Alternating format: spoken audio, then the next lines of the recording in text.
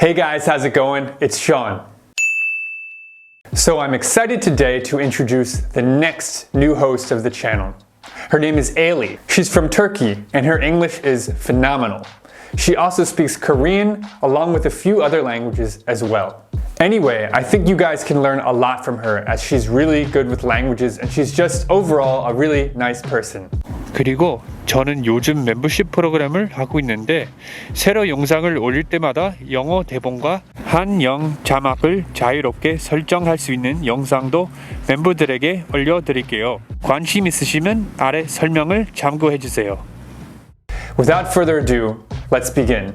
Hey guys, it's so nice to finally meet you. My name is Eylül, but you can call me Ailey because my name is just so damn hard to pronounce. I'm from Turkey, and today I'm going to be taking you to some of my favorite places in Kyewa, and I will be talking about 3 different topics. First one is how I learned English so well, although it's not my native language. Second one is the hardest things to get used to for me in Korea, and the third one is Korean girls' ideal type versus Western girls. So let's go. Right now we're in front of our first location, which is called Manyo Jugang, which translates to witch's kitchen, I believe. And it's like a very goth, horror themed Italian fusion restaurant, and it's definitely one of my favorite places in Kyewa.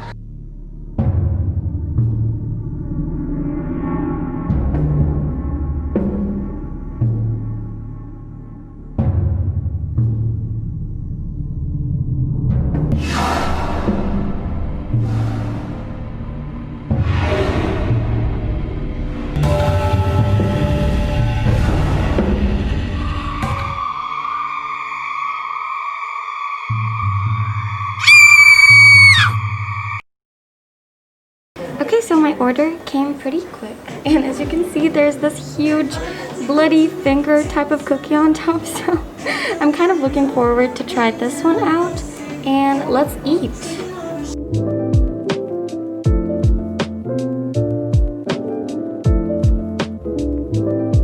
I loved it. I think I tried the crab pasta from here before, and I also like this, and I would definitely recommend this as well. Now that I'm all fed, let's talk about our first topic of the day, which is how I learned English so well. And I'm fully aware that sometimes I just sound like I'm bragging when I'm talking about this, but I just genuinely want to help as much people as I can. So today I'm going to be sharing with you guys some of my tips. I think the most important one was just basically watching a lot of TV shows, films, and YouTube in English. And at first I would watch them with subtitles in my own language because I was an absolute beginner. I couldn't understand anything. I was like 7. I was barely able to understand my own native tongue. But at that age, I was watching films and TV shows fully in English with just subtitles. And throughout my life, I was, I think, always exposing myself to a lot of English by listening to a lot of English songs. I would try to memorize the lyrics, even if it sounds like absolute gibberish to me. Even if I don't understand anything, I would try to memorize the words and sing them back. I believe language learning is really fun when you learn those things from a source that you actually enjoy. For example, if you like playing games, let's say you really like playing League of Legends, switch your game to English. If you're usually playing it in Korean, switch it to English. And that way you're gonna learn a bunch of different vocabulary. Just watch your favorite TV shows with English subtitles. Even if the show is in Korean, just watch it with English subtitles.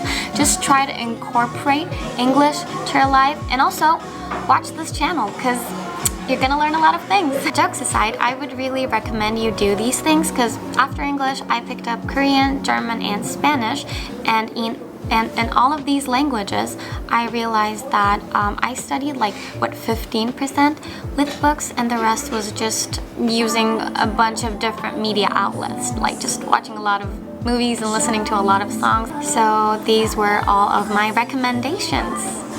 So that was all for Witch's Kitchen, and we're currently moving on to our next location, which is Naksan Park.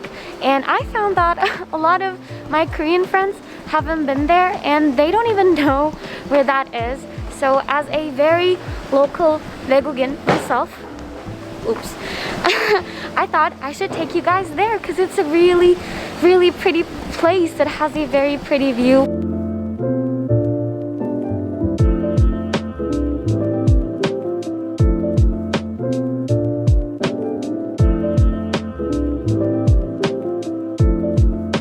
If you sit exactly at this bench, not the other ones, because they're not as good, you can have a great view of Seoul in wintertime. Because in spring, there are a lot of like big leaves covering up the view, so you can't see as much. But in wintertime, when all the leaves have fallen down, you have this amazing view. Which is why I thought we could talk about our second topic right here, which is the hardest things to get used to for me in Korea. And the first thing that comes to my mind definitely is the number and money system that we have in Korea. So for example, you wouldn't say 30,000 won, you would say 3만 won. So you say 3 multiplied by 10,000, right? So that's something that really confuses me. So whenever one of my friends just talks about the rent of an apartment, let's say it's a really big number, right? I would just pull out my calculator and like, please type it so that I could understand. So yeah, these are the hardest things for me to get used to in Korea. So we're moving on to the highest point of the park, and if you come here on a weekday, especially I would say before noon, there's absolutely no one here, so you can have a really peaceful walk here.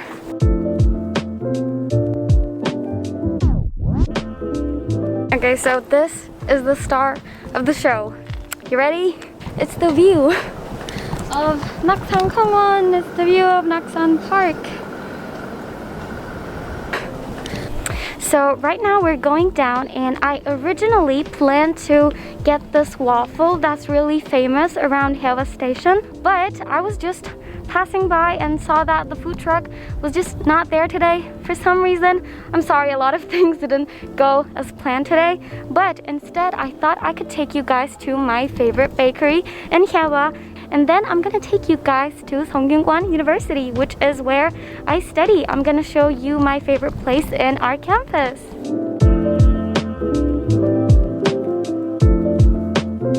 So I was just walking to my favorite bakery and I saw this lady just randomly carrying 3 fish inside her water bottle. So I thought that was pretty interesting and decided to follow her. So right now we're in front of the bakery. It's called Salt 24. I tried their sweet potato bread before and it was absolutely delicious, so let's go get something else this time. Okay, so it's really hard to decide because everything looks really delicious. I think I'm gonna try one of these croissants here. So now that we have our delicious looking croissant, I'm just gonna get some coffee because we're 2 weeks into the winter and my hands are just so cold.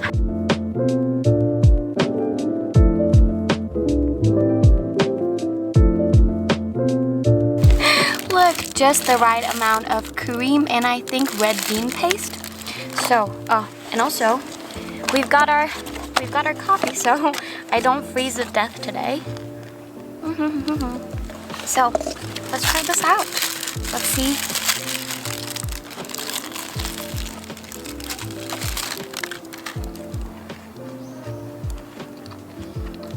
Oh wow. This tastes absolutely amazing. Okay, so I just absolutely destroyed that croissant. It was delicious. And now I'm ready to talk about our third topic, which is an interesting one. Korean girls' ideal type versus Western girls. What they look for in a partner. So I would say I have a really good mix of both Korean and Western girlfriends, and obviously I can't speak for everyone, but I'm just gonna generalize it a little. So in West, we have this understanding of masculinity that you have to be like a manly man in order to girls, I guess, to like you. At least for Turkey, not a lot of men would prefer to wear pink shirts, at least. But here in Korea, there's this concept of flower boys, really like clean cut, very smooth looking guys. I would say a lot of girls would prefer that in Korea, like very nice, gentle looking guys. But I think most of my Western girlfriends would prefer a guy with, I would say, let's say facial hair or like a little bit more masculine looking, whatever they define masculinity as. But still, I think most of my Korean girlfriends would prefer a guy who does, let's say, skincare, maybe even a little bit makeup. They're fine with that.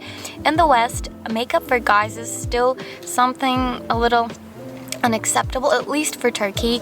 I don't know any guys who wear makeup when they're going out. Another thing I hear from my Western girlfriends is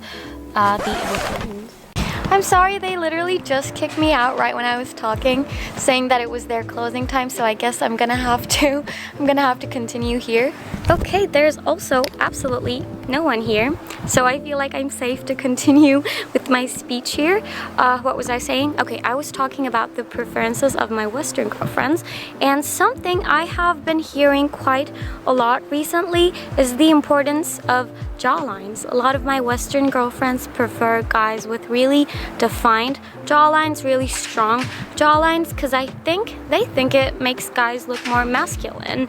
And the same way, I think they're generally looking for guys who are more strong looking, maybe with muscles, I don't know, but I don't think I heard anything like that from my Korean girlfriends. But something I really heard a lot from my Korean girlfriends is that they would prefer their partner to be tall.